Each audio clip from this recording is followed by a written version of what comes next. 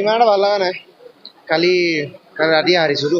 এই ইমান এটা কালি হাৰটো মানে এতিয়ালৈকে হোৱা নাই।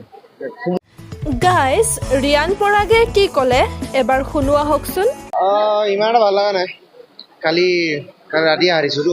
এই ইমান এটা কালি হাৰটো মানে এতিয়ালৈকে হোৱা নাই, সোমোৱা নাই ভালকৈ এতিয়ালৈকে। সেইটোৱে অলপ মাথাত চলি আছে। বাকী একো নাই, ছিজনটো ভাল গৈছে। টীমক এটা ষ্টেজলৈকে আনিব পাৰিছোঁ, সেইটো কথা আৰু এটা বস্তু ভাল লাগিছে যে অকল পাৰফৰ্মেঞ্চ দি মোৰ ভাল হোৱা নাই, বাট টীমৰ বহুতখিনি এটা হেল্প হৈছে, খুবেই ভাল লাগিছে। বহু অভিজ্ঞ ক্ৰিকেটাৰে আপোনাক প্ৰশংসাও কৰিছে আৰু এইবাৰ ছিজনটো যদি চাব যাওঁ সঁচাকৈ আপোনাৰ উজ্জ্বলি উঠিছে।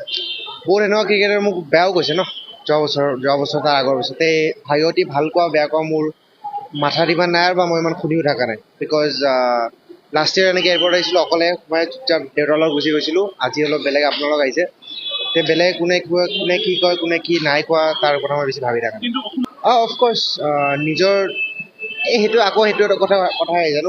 মই যোৱা বছৰ নিজৰ অসমৰ মানুহৰ পৰা মই কথা শুনিছোঁ বা যেনেকুৱাই আহক, তে মই এইখিনি বস্তু গম পাইছোঁ। এতিয়া প্ৰেছ কনফাৰেঞ্চত মই এইটোৱে কথা কৈছোঁ যে মই জানো বহুতে লুক আপটো কৰি আছে, সৰু সৰু ল'ৰাই শিকিব চেষ্টা কৰি আছে বা ইনস্পায়াৰ হৈ আছে। সেইটো কাৰণে মই নিজে বহুত গৌৰৱিত যে ল'ৰাক ইনস্পায়াৰ কৰিব পাৰিছোঁ, সৰু সৰু ল'ৰাক, আৰু চবকে এটা যে ড্ৰিম এটা দিব পাৰিছোঁ যে আমিও খেলিব পাৰোঁ বা আমাৰ অসমৰ ল'ৰা খেলিব পাৰে। তাৰ বাহিৰে মই মানে ইণ্ডিয়া খেলিবলৈ ক্ৰিকেট খেলোঁ। IPL ভাল গৈছে, নেক্সট যি আহিব তাতো ভাল কৰিব চেষ্টা কৰিব, ইণ্ডিয়া যিমান জল্দি পাৰে খেলিব। আপুনি 16খন খেলিছিলে এইবাৰ IPL?